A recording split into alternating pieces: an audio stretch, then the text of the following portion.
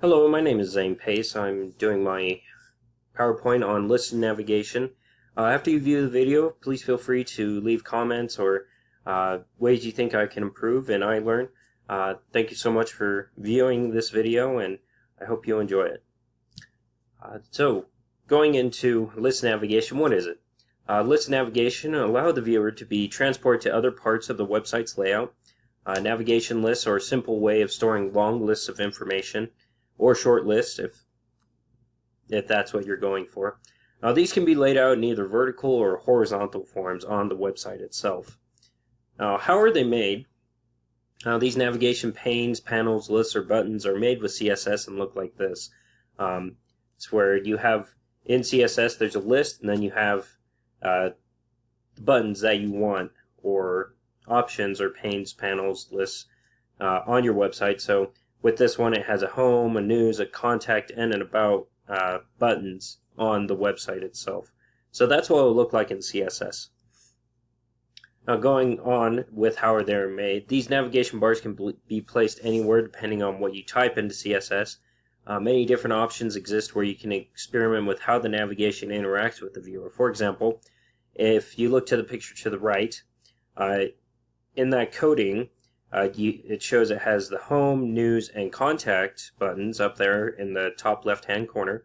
But with the next one, whenever you click on one of the buttons, what will happen is it will highlight itself and then move to the right side of the screen and show you which page you were on at that moment. Now, this helps with some websites if you feel like it may be confusing with what page they think the viewer will think that they're on. It'll help them see that they're on the About page instead of the News page. So that is up to your discretion. Now, there are some common mistakes that companies make with their websites. If you look to the picture to the left, this is one of them. There are too many navigation items. For example, the reason this happens is because they think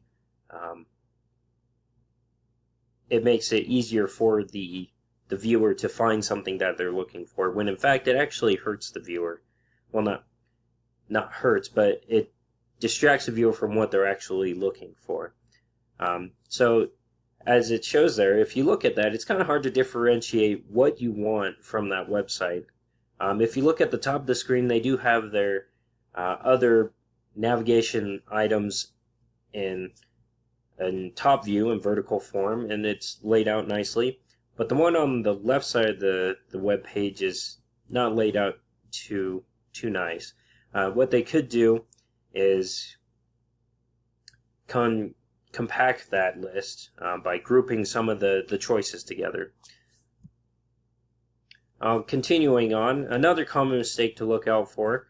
This one deals with drop-down menus and the problems they can cause for your web page. For example, look at the picture to the right. If this happens, it's because we as visitors move our eyes much faster than we move the mouse. When we move the mouse to a menu item we've already decided to click, and then the drop-down menu gives us more options. I'm sure many of you have ran into this. It's a moment of friction in our minds as visitors. And as you can see there, it's bad usability and bad SEO. And just so you know, SEO stands for search engine optimization. Now, as you can see there, this is laid out nicely. They have their home, advocacy, membership, events, and resources laid out nicely in a vertical pane, and everything else seems nicely laid out. But when you go to click on, say, advocacy, a drop-down menu pulls down. And it's kind of a stumbling point for us because we've already wanted to click on advocacy, and then we have to choose another option of where we want to go. So just something to look out for there. Now, another common mistake, I know trying to be different is something that will make you stand out or your website, but you can do that in different ways other than making the viewer or visitor wondering where things are. Excuse me. For example, using different terminology than what the visitor is used to. For example, bag instead of checkout, give us a shout instead of contact us, and check us out instead of portfolio. Sticking to the basics will allow your visitors to browse your website in confidence.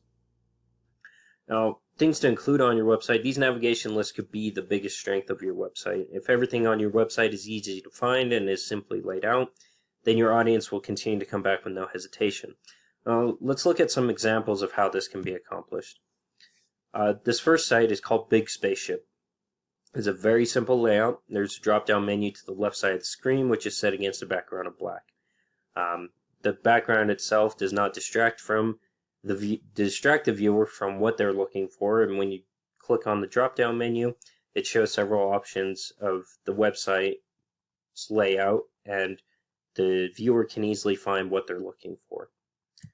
The second site is called SRG. This website very clearly has laid out its navigation in a circular pattern, making it easy for the audience to see what it is their website has to offer. The background, again, does not draw too much attention to itself and is not distracting as to take away your focus from the navigation options. The third site is called 360 Property Group. This site has a very simple vertical navigation bar at the top of the page that viewers can easily access, and there are not too many navigation choices to distract or confuse the viewer. As you can see there in the picture to the left, their choices are simply laid out. There's no bright colors or anything like that to distract the audience from what they're looking for. The fourth site is called the Music Bed. This site has a fixed side navigation panel with pictures to draw the viewer's attention to the options to the left of the page.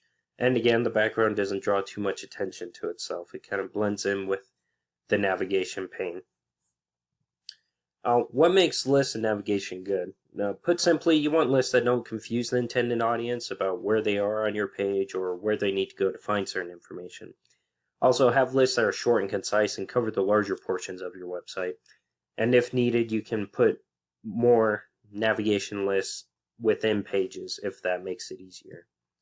And in conclusion, lists and navigation are vital to your website and help the audience navigate through the page.